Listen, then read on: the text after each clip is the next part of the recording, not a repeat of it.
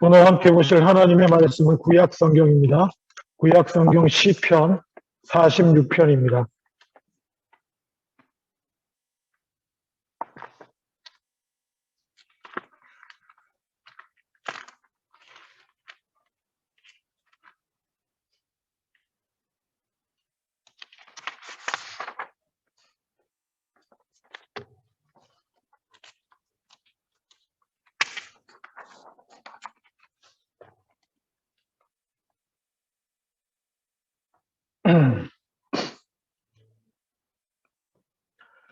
제가 가진 성경으로는 구약 성경 835페이지입니다.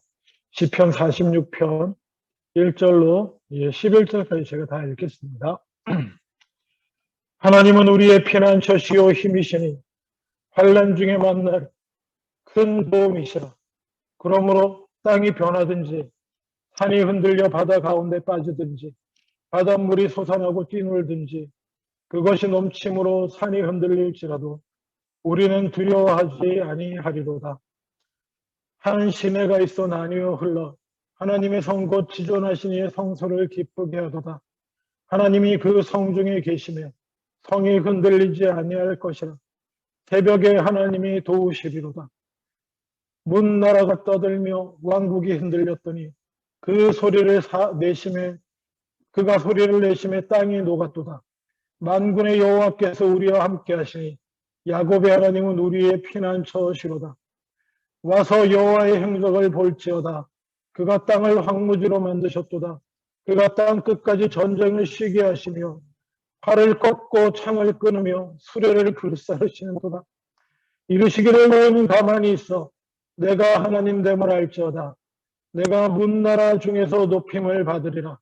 내가 세계 중에서 높임을 받으리라 하시도다. 만군의 여호와께서 우리와 함께 하시니 야곱의 하나님은 우리의 피난처시로다. 아멘. 예,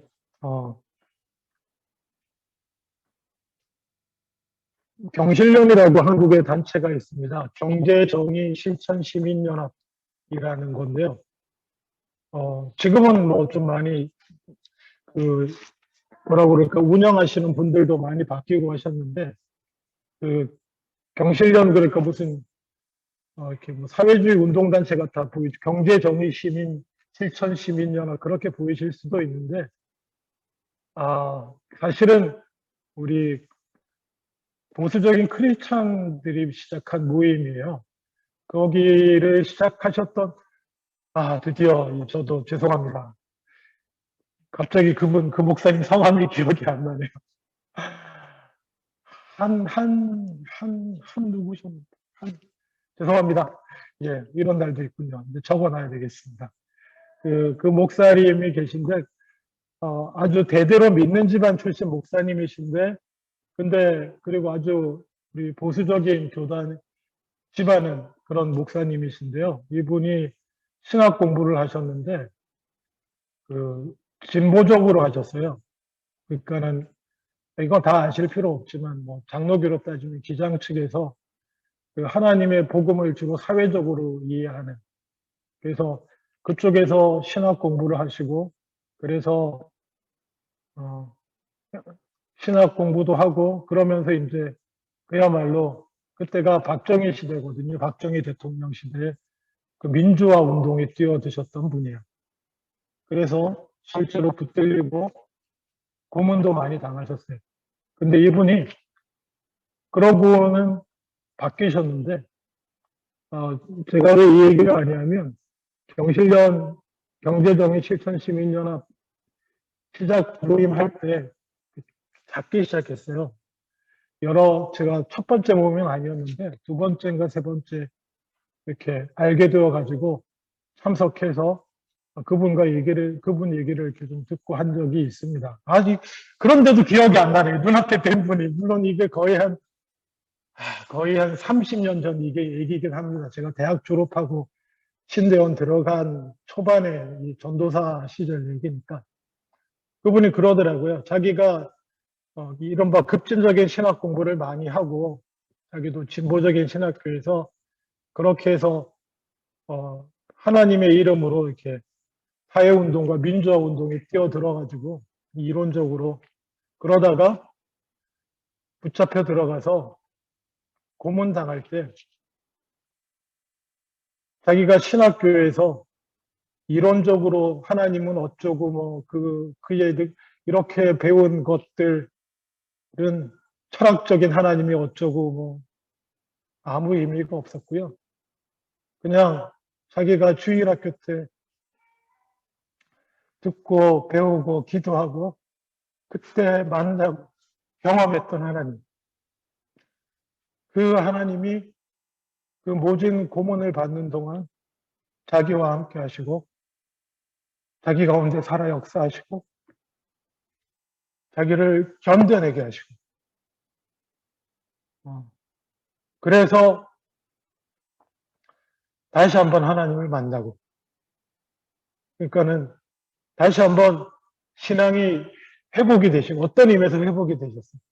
살아계신 하나님을 만나서 하나님을 믿는 사람은 이 사회 민주화 국가와 사회를 위해서 일할 때도 다르게 해야겠구나라는 생각을 하시고 맨날 투쟁하고 이런 거를 접고 경제 정의를 이루기 위한 시민들의 모임 이래가지고 크리스천 모임을 시작하셨어요. 여러 가지 우여곡절들도 있고 관심 가지고 많은 일들이 있는데 그거는 이제 세월이 많이 흘렀으니 그런 거 상관없고 그게 무슨 얘기냐면 신앙이라는 게 설명 가지고 잘 되는 게 아니에요. 물론 믿음과 하나님을 만나고 경험하는 게 암도 필요합니다. 우리가 이성도 있고 감정도 있고 의지도 있잖아요. 이것이 다 영적인 것과 관련이 있는데 암이 전혀 없어도 문제긴 합니다만 사실 그것을 항상 넘어서는 거예요. 지식적으로 배우고 알고 이해하고 신학적으로 하나님을 철학적으로 풀고 온갖 얘기를 다 해도 참 재밌는 게 살아계신 하나님은 언제 만나냐면 내가 아무것도 할 수 없을 때만 아무것도 할 수 없을 때 아까 제가 소개해드린 그분 같은 경우도 되게 신념이 강하고 그 정도 잡혀 들어가고 이럴 정도로 해도 그 신념을 가지고 싸웠던 그 양반도 자기가 아무것도 할 수 없는 그 순간에 하나님을 만나는 것처럼 그래서 사실은 오늘 본문은요 사실 크게 이렇게 설명하고 말고 할 게 없는 부분이에요. 너희는 가만히 있어. 저한테도 해당되는 부분입니다.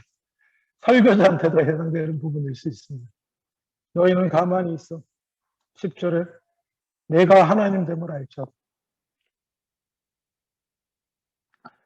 그래도 오늘 설교하는 시간이니까 여러분의 말씀 묵상에 도움이 되실 수 있도록 시편 46편을 한번 조금 살펴보기를 원합니다. 쭉 읽고 오늘의 제가 주요 주제는 10절이라고 생각합니다. 그리고 실제적으로도 구조적으로도 시편 46편의 주제는 10절에 있어요. 너희는 가만히 있어 내가 하나님 됨을 알지어다.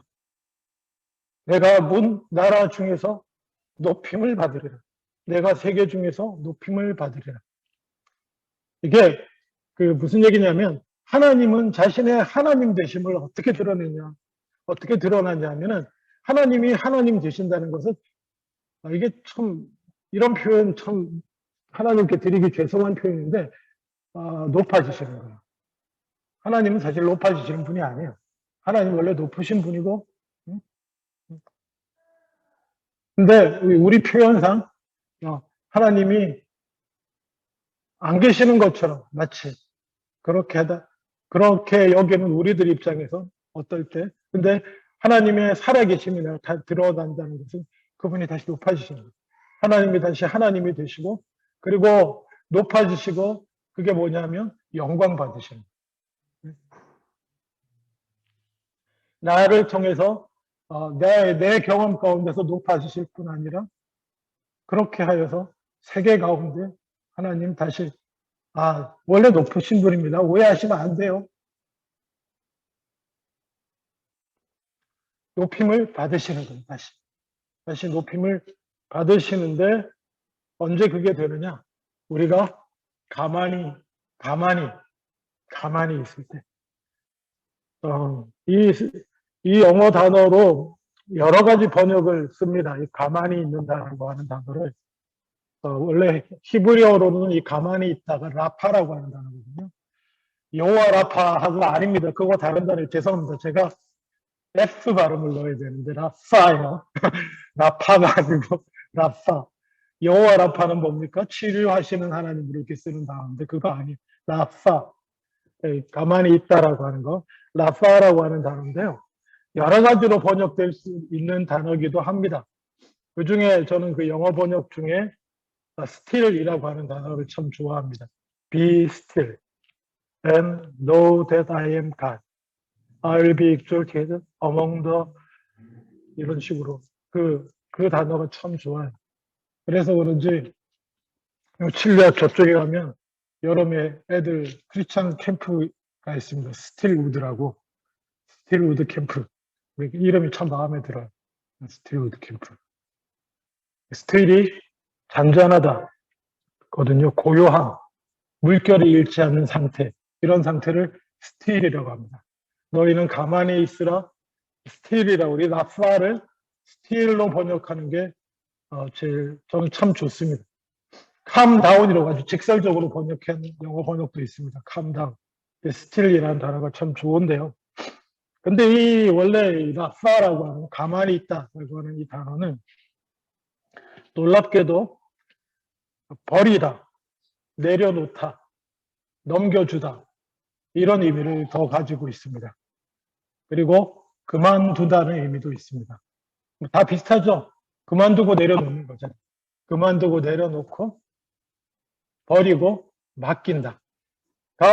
그런 의미가 스틸이 되는 거예요. 그런 의미가 고요함이고 그런 의미가 가만히 있는 것이고 잠잠한 것입니다. 너희는 가만히 있으라고 하나님 말씀하실 때 어떤 의미겠습니까? 그만하고 내려놓고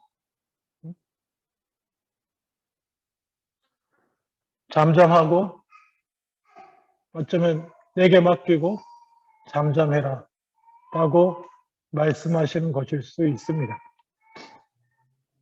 더하여서 이 스틸이라는 의미가 전체적으로는 어떤 느낌일지를 다시 한번 더 살펴보면 오늘 시편을 읽으신 분은 읽으실 때 혹시 제일 많이 나오는 단어 뭔지 보셨습니까? 하나님 빼고요. 하나님, 여호와 이런 거 빼고요. 제일 많이 나오는 단어가 뭘 것 같습니까? 인상적으로. 시는 이렇게 반복되는 단어 중요합니다. 반복, 식구는요. 의미를 많이 가져요. 자, 1절에도 벌써 나옵니다. 해지가 어렵습니까? 예. 하나님은 우리의 피난처시요. 피난처. 그리고 7절에 만군의 여호와께서 우리와 함께 하시니 야곱의 하나님은 우리의 피난처시거든. 그리고 후반부 10절에 만군의 여호와께서 우리와 함께 하시니 야곱의 하나님은 우리의 피난처시거든. 이게 이유가 있는 것 같지 않습니까? 첫 절에 피난처시다. 가운데 피난처시다. 그리고 마지막 절에 피난처시다. 그럼 시편 46편이 어떤 하나님에 대해서 말하고 있는 것 같습니까? 우리의 피난처 되시는 하나님. 거기 뭐 여러 가지 표현들 이렇게 하나님이 그 성중에 계시면 흔들리지 아니하고 이런 여러 가지 표현들 다 나오지만 그 표현들을 그 찬양들 다 포함해서 우리에게 주시는 메시지는 하나님이 우리의 피난처시고 피난처시니 너희는 가만히 있으라는 거예요. 이게 무슨 얘기입니까? 그러니까 라파라는 의미는 여기서 우리가 한 가지 더 추가할 수 있는데 그건 뭐냐면 우리가 만약에 지금 실제로 전쟁이 일어나서 전쟁이라 단어 쓰기가 참 마음이 아픕니다만은 전쟁과 지금 우리 집 앞에 정말 동영상 보니까 자기 집 앞에 미사일이 날아와서 떨어지는 걸 찍은 사람이 있더라고요. 그런 가운데에 피난처를 찾아서 놀래고 있다가 피난처를 찾아서 방공호에 들어간다든지 아니면 탈출해 나와서 그나마 다른 나라로 빠져나온다든지 그럴 때 여러분 어떤 심정일 것 같습니까? 재밌게도 1절에서 쓰는 피난처라는 단어는 마카하스라고 하는 단어고요. 7절과 10절의 피난처라는 단어는 미스카프라고 하는 단어인데요. 두 개가 조금 달라요. 근데 사실 거의 의미는 같이 쓰입니다. 그야말로 1절은 마카세라고 하는 거는 그야말로 피난처예요. 피난해서 보호받을 수 있는 곳이고, 그리고 7절과 10절의 미스카프라고 하는 것은 요새를 말해요. 스트롱홀드, 요새. 사실은 같은 의미, 요새가 피난처가 될 수 있잖아요. 그죠? 그러니까 하나님은 우리의 피난처고 요새. 주님은 나의 요새, 주님은 나의 산성. 이게 다 뭐예요? 하나님은 우리의 피난처가 되신다. 언제? 환난 중에. 어려움 당할 때. 그러니까 하나님께로 피하는 것입니다. 가만히 있으라고 하면 그 환난 중에 가만히 있는 게 아니에요. 가만히 있을 수 있게 되려면 진정한 의미의 가만히 있으려면 어떻게 해야 됩니까? 피난처로 가야죠. 우리의 피난처 되시는 하나님께로 가서 우리의 요새 되시는 하나님께로 가서 가만히 있을 수 있게 되는 줄로 믿습니다. 물론 다 비유적인 표현이긴 하지만 우리는 참 평안을 누릴 곳으로 돌아가야 되는데 그것이 어디입니까? 하나님의 품 안이죠. 하나님의 품 안으로 돌아가는 것입니다.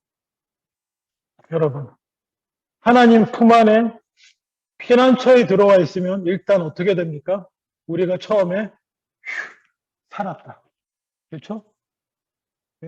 죽을 위기 가운데서 피난처에서 폭탄이 떨어지는 가운데서 대피소로 들어오게 됐을 때 살았다.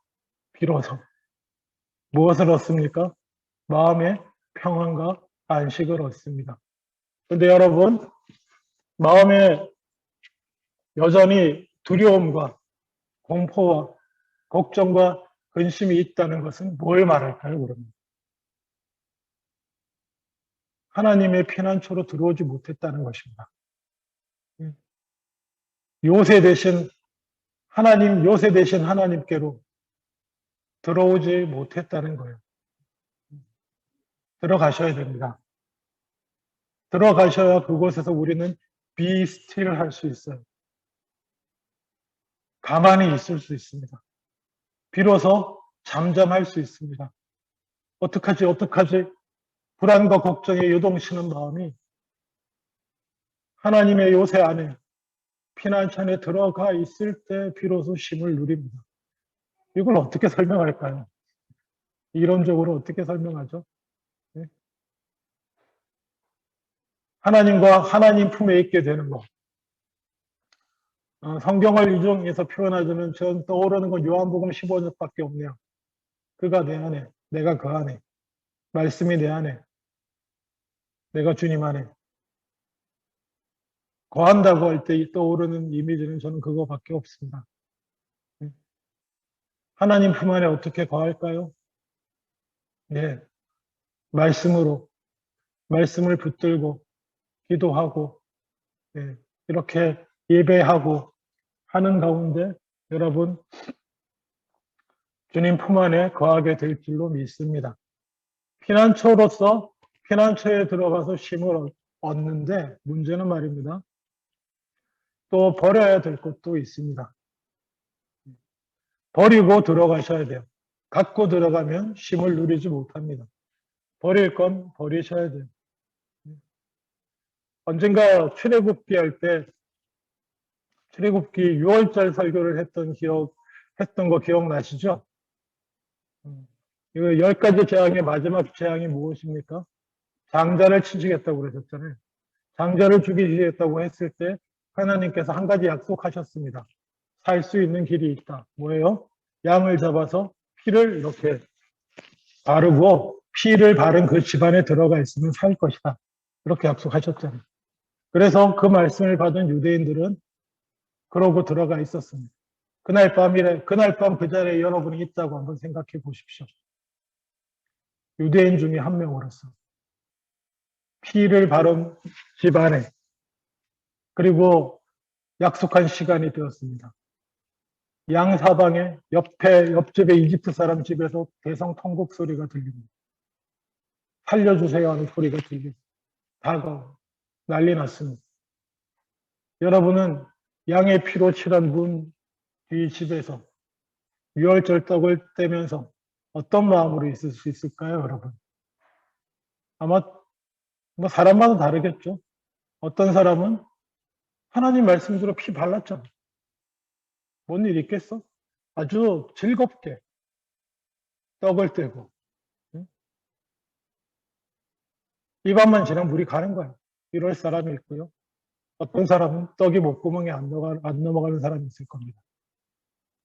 아니, 바르기는 했는데 아니, 그래도 어떡하지? 내가 평소에 하나님 말씀 잘 못 지키고 산 거 많은데 나 그리고 또 거기다 장남이야. 나 어떡하지? 문 피칠해 놓고 그 뒤에서 그러면서 야 너는 떡이 넘어가니? 막 이러면서 여러분 어느 쪽일 것 같아요? 잠잠하려면 하나님의 피난처에 들어오는 것도 중요하고 들어왔으면 내려놓고 버리고 던지고 들어오셔야 돼요. 걱정과 근심과 불신은 던져놓고 하나님, 요새 되신 하나님, 피난처 되신 하나님만 바라고 들어오실 때에 그 가운데 참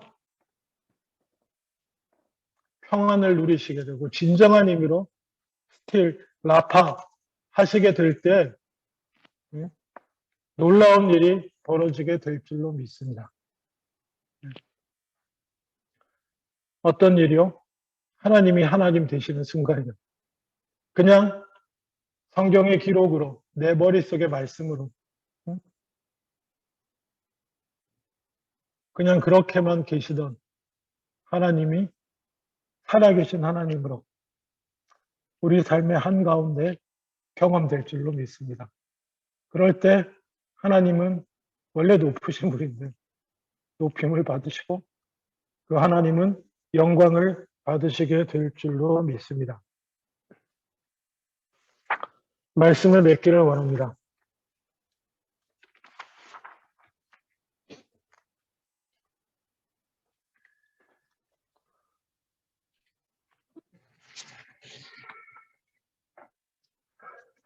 하나님을 경험하고 싶으십니까? 그러면 아둥바둥하기를 그치십시오.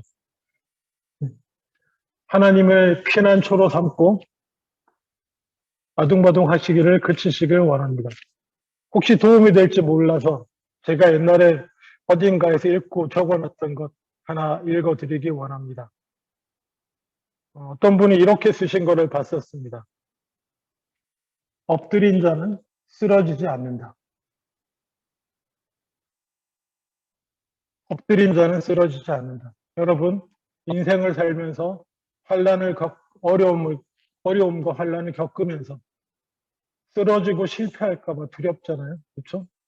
쓰러질까봐 우리는 두려워하면서 살아가는데 엎드리면 쓰러지지 않는답니다. 예, 하나님 앞에 엎드리십시오. 하나님 앞에 엎드려서 하나님을 피난처로 삼고 다른 거 뭐 더 잘하려고 하지 않으셔도 돼요. 우리가 그 아시아 문화권에 살다 보면 이렇게 기독교적인 것 같은 용어들 많이 있잖아요. 그러니까 용어라기보다 뭐 하는 말 중에 하늘 얘기하고 그 중에 대표적인 게 뭔가요? 하늘은 스스로 돕는 자를 돕는다. 뭐 이런 단어들. 진인사 대천명이다. 되게 성경적인 것 같은데요. 그렇지 않습니다. 성경적이지 않아요. 하늘에 스스로 돕는 자를 도운다고 생각할지 모르지만 그건 뭐 이쪽 생각이고 하나님은 스스로 도울 수 없는 자를 도우시는 줄 믿습니다. 그래야 하나님이지. 예? 스스로 돕는 자를 돕는다, 뭐 진인사 대천명 이런 거는요. 이런 말 하면 대단히 죄송한데 화투판에서도 통하는 얘기예요. 예? 패가 막 돌아가잖아요. 거기서 뭐 해야 돼요? 이기려면 최선을 다해야죠. 눈치 다 보고 화투장 들어오는 거 다 카운트하고 어디에 뭐가 들어갔을까 막 바바바바박 하다가 지인 인사했으니까 이제 대천명 그 다음 건데 그겁니까? 하나님 믿는 게? 예? 그거 아니에요. 스스로 도우면 스스로 노력을 하면 복습 좋아집니까? 그거 아닙니다. 그게 무슨 하나님이에요? 하나님은 누누이 말씀드리지만 우리 밖에 살아계십니다. 역사를 주관하시는 분으로 내가 스스로 도울 힘 하나도 없고 그냥 널브러져 있을 때라도 우리를 도우시는 분이 하나님이신 줄 믿습니다. 아니 심지어는 기도할 수 없을 때라도 우리를 도우시는 분이 하나님이십니다. 아멘. 그러니까 기도도 못하겠는데 어떡하지? 아니 걱정하지 마세요. 로마서 8장 26절에 이와 같이 성령도 우리의 연약함을 도우시나니 우리는 마땅히 기도할 바를 알지 못하나 오직 성령이 말할 수 없는 탄식으로 우리를 위하여 간구하시니라. 마음을 살피시는 이가 성령의 생각을 아시나니 이는 성령이 하나님의 뜻대로 성도를 위하여 간구하십니다. 어떻게 기도해야 될까도 모르겠고 뭐가 하나님 뜻인지도 모르겠고 이제 힘도 없고 기운도 없고 쓰러지셔도 됩니다. 그냥 하나님을 피난처 삼으세요. 그리고 잠잠하시면 됩니다. 하나님이 알아서 해주십니다. 진인사 대천명 아니에요. 하늘은 스스로 돕는 돕는다 아닙니다. 물론 아무것도 안 한다는 뜻이 아닙니다. 물론 평소에도 우리가 할 수 있을 때는 뭐 하죠? 하나님 말씀에 순종하며 사는 삶은 그냥 기본이고요. 그냥 하나님이 성경에 명하는 삶들이 있잖아요. 예? 하나님을 사랑하고 이웃을 사랑하고 섬기고 수고하고 게으르지 않고 성경에 다 나오는 얘기예요. 살지만 그렇게 사는 중에 정말 아무것도 못할 순간이 오잖아요. 못할 때, 할 수 없을 때도 있고 그래도 걱정하지 마십시오. 하나님은 스스로 도울 수 없는 자를 도우실 수 있는 분이 하나님이시고